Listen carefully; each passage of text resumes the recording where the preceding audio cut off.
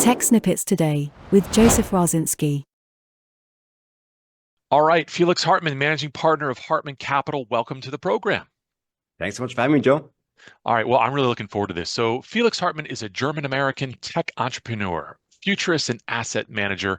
He currently runs a frontier tech investment firm, home to both one of the first crypto asset hedge funds and metaverse venture funds. All right. There's a lot in there, and I love all aspects of this and more because I know that you're involved with a lot of what some people call emerging technologies. I sometimes now piece off of what PwC says, and they call it the essential eight. And I'll just go through. I know, right? It's like this idea where things have changed so much that it was emerging, it still is emerging technology, but it's something that all organizations should see as core to their business, right? So some of those I'd love to delve into with you and sort of get the state of the union for some of these technologies and kind of free flowing. I'd love to hear, of course, about AI, maybe VR, VX, so the gaming component as we eventually get into the metaverse, maybe Web3 is all tied into this with crypto and digital assets. And then sort of supporting or around all of this is your work in venture capital and investing. I'd love to hear all about that. So let's start off with what people are beat over the head with, and that is AI, right? So it's nonstop. My perspective, I've been talking about it for better or worse last 15 years. I'd go in to talk about it with places, and most of the time they'd roll their eyes and say, no, no, no. Whatever you're saying absolutely makes no sense. There's no way that it's going to impact my life and what I do and all these things. And it was always fun because it was a challenge. But clearly, people's eyes are open to it, and now the floodgates are out there, and it's an amazing time. Where do you see us now, and where do you see things going? Bigger picture of AI, and if you want to go into different industries, happy to do that as well. 100%. No, and listen, thanks for the great intro, Joe. You mentioned something really interesting that I just want to jump off of, which was you mentioned the core eight, or there was some name like that PwC uses, and those industries that now seem so natural that every business needs to have it, those used to be pretty tinfoil head less than 10 years ago. Because I used to make content about, AI, transhumanism, and XR, and all these things. And today you've got, Brian Johnson talk about don't die. You've got, Meta, Facebook rebranding to Meta and betting the whole company on virtual reality. And you have AI being the fastest adopted product in human history, where ChatGPT, I think, onboarded more users in fewer days than any other software platform ever. And so we have hit that critical point where, technology is accelerating faster than ever. And so picking off where we left off, where are we today? I think when it comes to AI, people first reacted in two different, in two ways. One, there was a lot of pontification, and a lot of fear where people thought, oh, the AI overlords are coming, and this is going to lead to Terminator, and a lot of unfounded fears that aren't really tied to how the technology actually works. And of course, the same fears also are rooted in being afraid and worried that it might come for one's livelihood, right? Like the creative artists that say, I hate Midjourney because it's stealing, the thing that I built my whole life, the creative aspect. But I think realistically, now that we're not just months, but years into this experiment, so to say, AI is at the current stage not as much replacing humans as being a massive enhancement to humans. Meaning, even today, years later, there aren't that many tools that completely end-to-end replace a person, but much rather they enable, let's say, a writer to produce 10 times as much writing, because they've got an editor right there 24/7 that can even maybe help them spitball ideas and, quickly review a paragraph, making sure everything looks good. Or the artist, that before you had needed a whole art team, now somebody, can get the rough sketches done instantly and try things out. Then, of course, to get a perfect product, you still need that human hand currently to refine, whatever a Midjourney puts out, right? Almost nothing that these tools currently put out are production ready. They still need that human interaction. So really, the way I frame it is that humans are kind of the the ones that navigate the orchestra, right? Like, Right. and all the different AI tools. And I think that's actually really empowering because then you're really tapping into human ingenuity and creativity where you're no longer limited by, let's say, the budget that you have for, hiring a ton of people, right? Now it's really empowering people that any individual could become a creator, a founder, and so forth, no matter how many resources you have or how many hard skills you've had, because it takes years to learn some of these things. Now you use a tool like Cursor and you can code something simple, at least get to the MVP, see people interested, then raise some money, then hire folks, because you're probably not going to build a tool that's used by billions of people with just something like Cursor, right? But not to get too far ahead, but essentially that's, I think, where we are today. I think it's very symbiotic. It's very harmonious how AI can actually interact with us. How that's going to evolve, there are multiple steps. Like there will be things like humanoids. Companies like Figure have been raising billions of dollars to now say, hey, we're not just going to use AI to replace white collar work and creative work. How do we really enhance the human experience also through automating some blue collar work, right? And again, people can react to that in two different ways. You can say, oh no, they're coming for our jobs, right? But then there's also a really interesting trend, which is, I think since 1870, back then, the average American worked 3,500 hours. Today, we're working 1,500 hours a year. So Right. technological progress has allowed us to spend less time in the factories, less time in the fields, right? And actually spend more time on leisure, doing the things we love. Right. The Yeah. amount of vacation days is even skyrocketed. No, so I love what you're saying. I love the optimism. I was there for a long time, and I think there's something to be said for the next several years, what you just described. I'm just going to just Yep. counter some of this just Yeah. because I love this. This is it's amazing concepts and ideas. But where I have where I've started to change my perspective on this is that if I start going down the rabbit hole and you start Yep. talking about everything you just mentioned, you could talk about Cursor, you could talk about, so I'll just talk about an application. So building an application very quickly, Cursor is a tool that allows you to do that, where I used to develop code that would allow me to build websites. Now I can use a tool that basically can build 90% of the website out of the gate very quickly, maybe in a few minutes at most, right? Yep.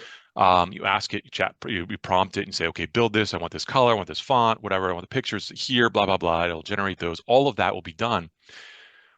So it allows people to have more time to do other things or whatever. But ultimately, if you keep going down that path, and we're talking about the early days of all of this, where the tools are not taking us 100% as you described, it maybe gets us there 80%, maybe 90%.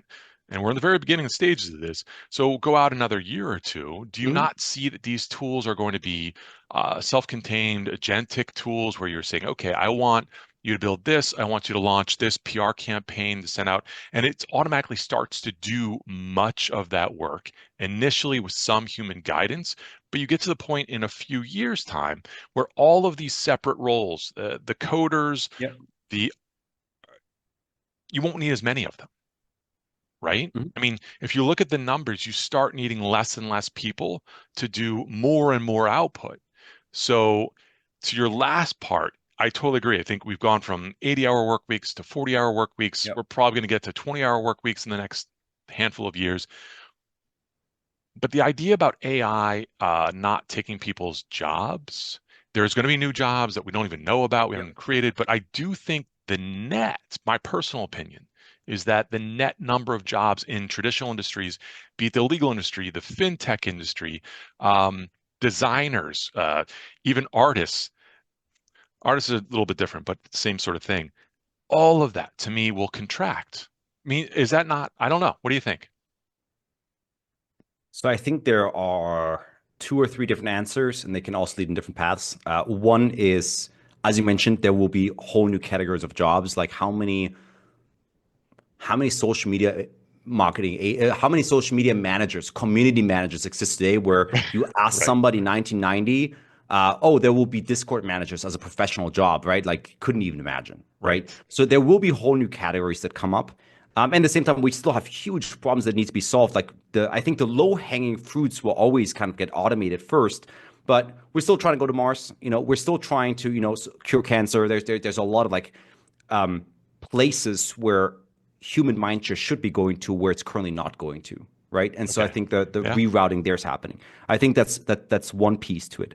A second piece is it may be true, but at the same time, the unemployment rate in the US has kind of historically always kind of like bottomed right around like 3%. And so whether it's today or back then, we've had a massive influx in whether it's the industrial revolution, technology, like, the internet, we already had automation before, right? Like these things have been true. We've had fully automated factories, right? And yet we still bottom around like the 3% mark, meaning we do come up with them. So at least that's true. If we go full on acceleration, as we're saying, like forget next year, let's go 100 years out, right? I think ultimately the quality of life for everybody goes up materially. And that's actually part of my whole thesis for the metaverse, where it's actually literally slide 1 on my deck where I say, in the age of AI, humans will need to work less. Humans will have more time on their hand, and they will have more disposable income. Because another interesting thing is that in 1920, the average American spent about 20% of their income on non-necessities. Today, that's over 50%. Yeah. So we're actually getting spent more money on things that don't cover food, shelter, housing, education, but on everything above, higher up in Maslow's hierarchy. So like, I think humans will spend much more time focused on the top pillars, the top pieces of the pyramid, so to say, of Maslow's hierarchy, and much less on surviving. And so then, where does the metaverse come in? Well, we still will have a desire for challenge, for entertainment, right? For connection. And to some degree, currently people find challenge and meaning in work, right? Because work can sometimes feel like a video game where like you can rise to the ranks, you can, earn rewards, you earn money, right? And so forth. But also gaming can fill some of that space. And so I think we're going to have a massive explosion of that in the digital world. And it's not just, far out abstract, the metaverse. I always bring it back to the present where I say, hey, as of today, there are about 370 million people logging into Roblox every single day. So more people log into Roblox to play inside Roblox, like this virtual world, than people live in the United States of America, right? No, There's totally. about 6 to 7 billion hours spent inside Roblox every month, right? And so those are real numbers present today. And who does it resonate most with? Generation Alpha, right? So Generation Alpha and Gen Z. And so the irony is it might seem like, oh, games just, depending on how old you are, right? If you are Gen X or Boomer, you might look down and say, well, games, I don't really care about that. But the interest of I had this in the presentation last week, 10 years from now, everybody under the age of 55 will be millennial and down. Millennials will be 40 to 55. Gen Z will be 25 to 40. And then Gen Alpha will be 25 to 10, I think. And then Gen Beta, which is just now getting born, is 0 to 10. So we are entering the phase where the digitally native generations make up most of the tax-paying economy. And I totally agree with you. I think there's no question that leisure will be the thing that people don't even wrap their heads around now, but in a few years they will be like, oh my goodness, I do have much more time. Things are much more efficient in my job, whatever I'm working on. And so I have that time to do these things.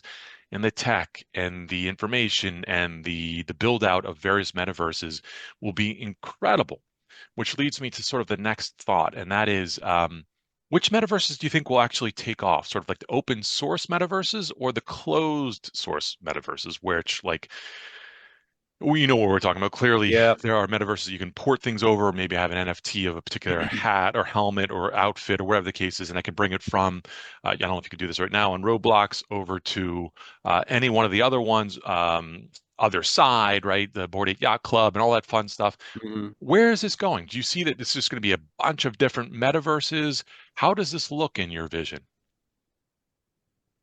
So I think about this a lot, and my answer today might be slightly different than my answer was a few years ago. So, I originally came from the crypto world. I've been running the crypto fund since like 2018. So I always kind of was waving the Web3 flag.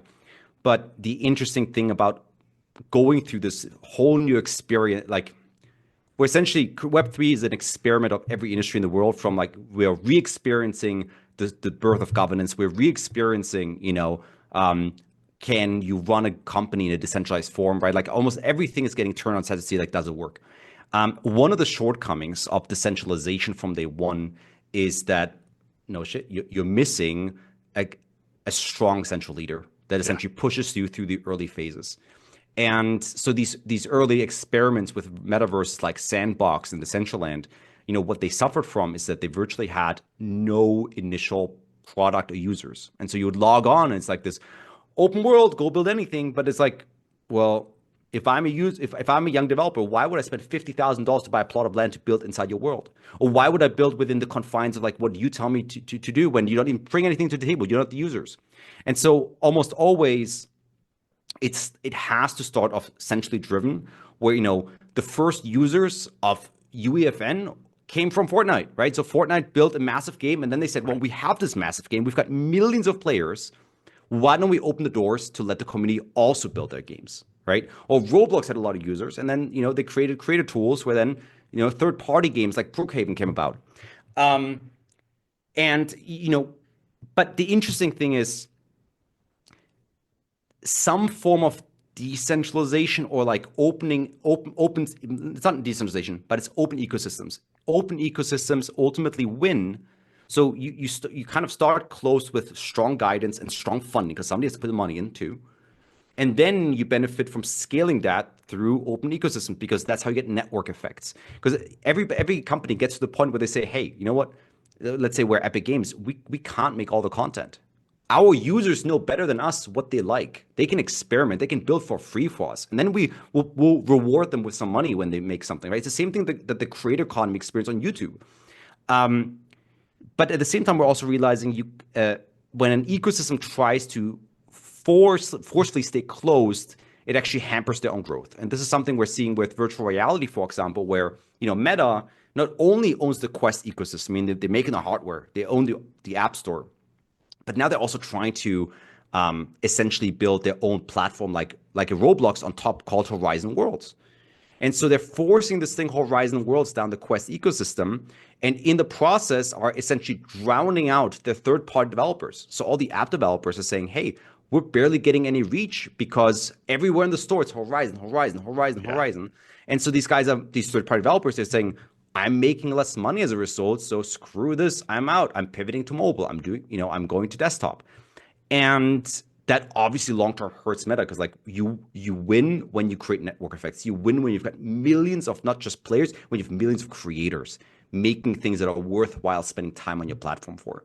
So TLDR, so that was a long answer, but essentially I think you start closed, you build something meaningful people care about, and then if you really want to win, if you want to win big, you got to open up.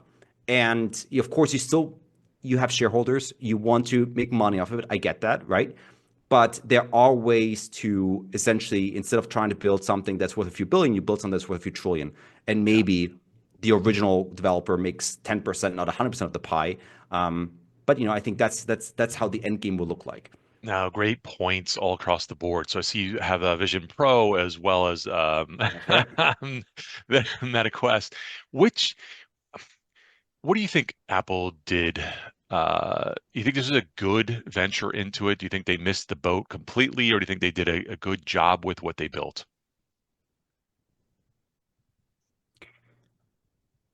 I'm glad Apple joined the race because one, they brought some good design ideas to the table, which by the way, Meta copied some of them within like a week. So they saw the UX and they're like, I remember it was something as simple as that the menu inside the operating system used to be hard edges in Meta, I think, inside the Oculus.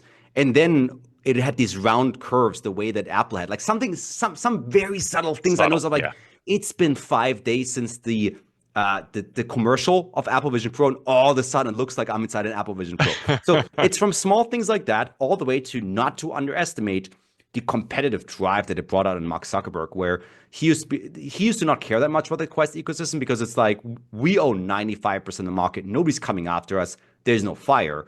Then he's like, everybody's raving about the Apple Vision Pro. Hey, I was here first. Like, this is our space. And all of a sudden they've really, hit the gas pedal. Now, what I will say is that Apple is on a very high horse when it comes to building ecosystems.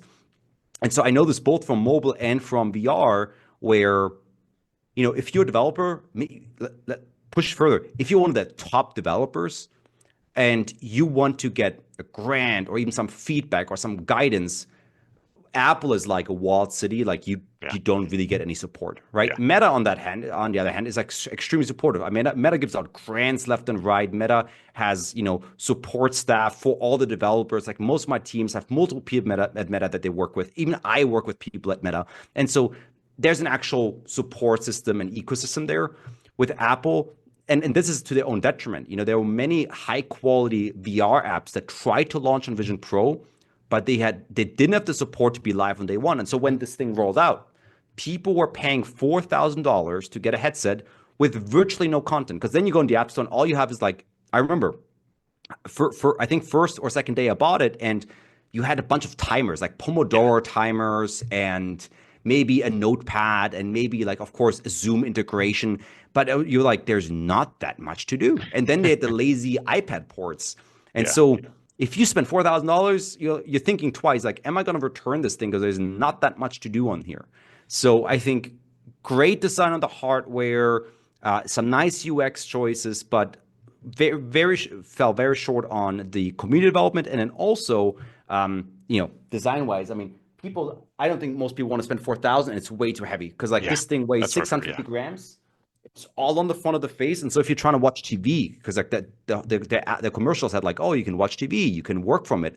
You're not going to work with like more than half a kilo strapped to the front of your face for 2-3 hours. All right. Last question before we move on to something else. How long do you think it is before large organizations start standard issuing devices like that for people, so that maybe you have your computer, but you also have this, so that people are meeting more remotely in that form?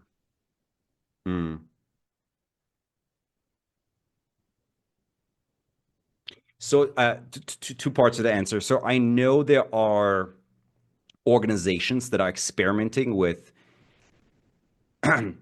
like, for example, like warehouses use VR, or like honestly, organizations tend to use two things. VR training.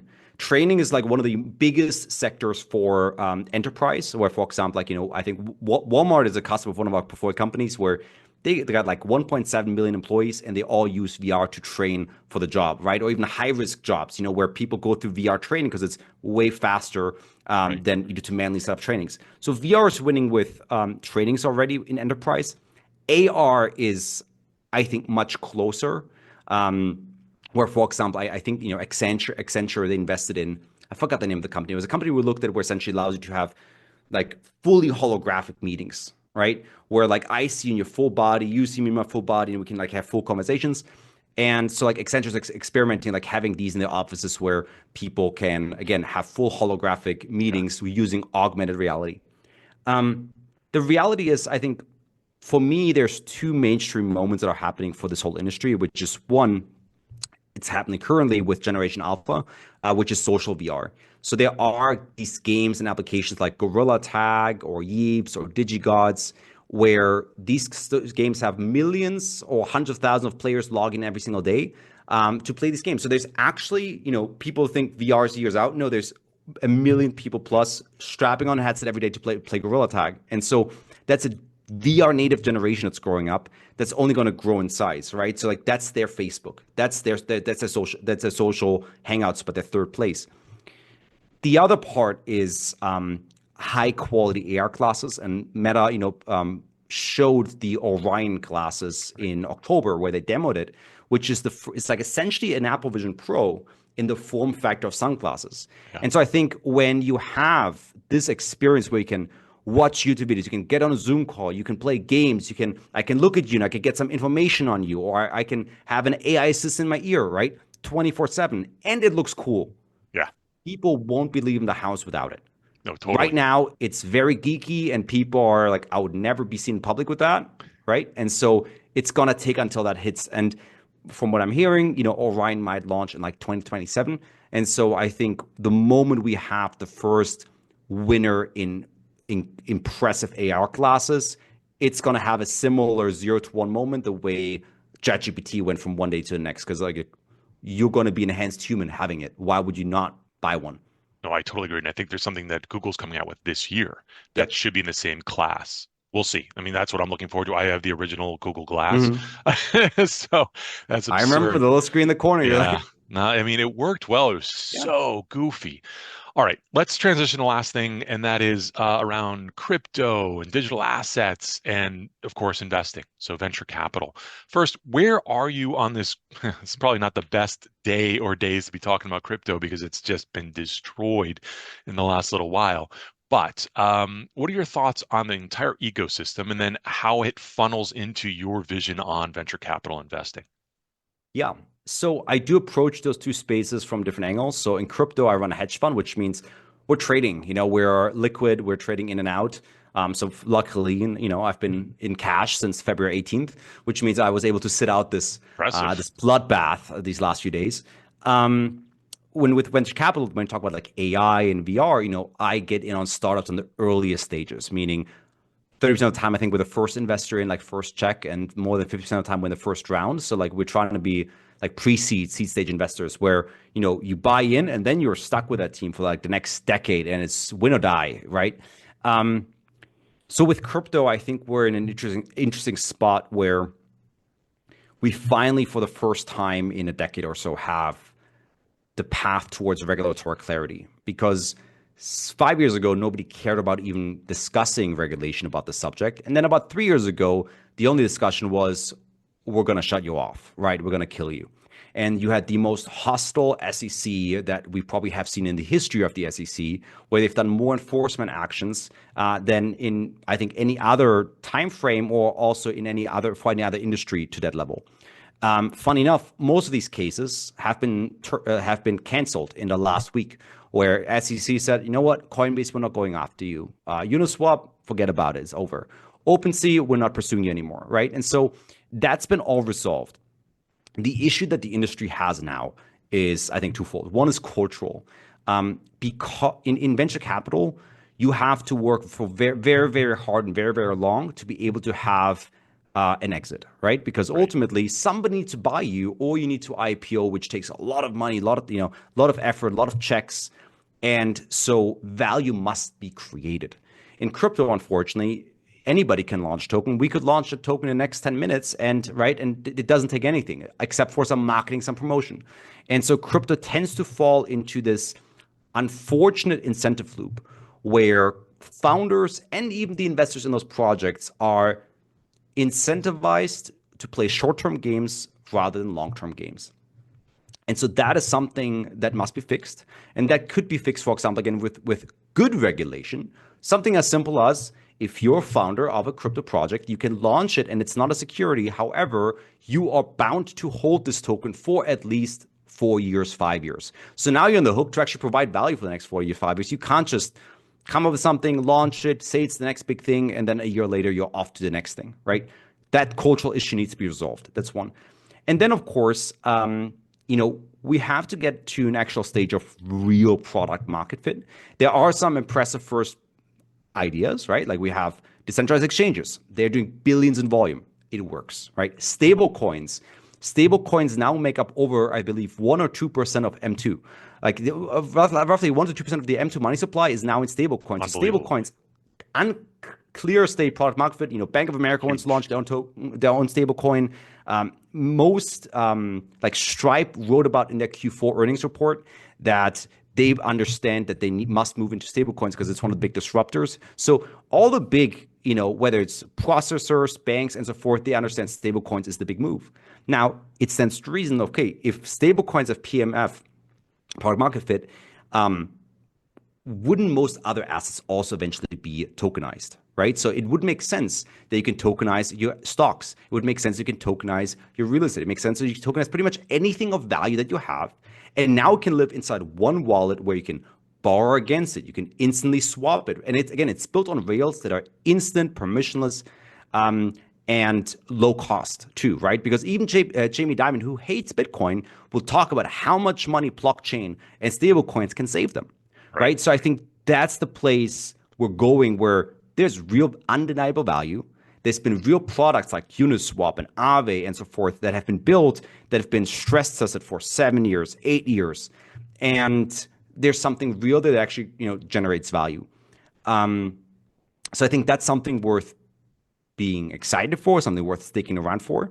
That being said, in that interim, anything can happen because so much of crypto valuations are still based on forward-looking excitement in a way. Exactly.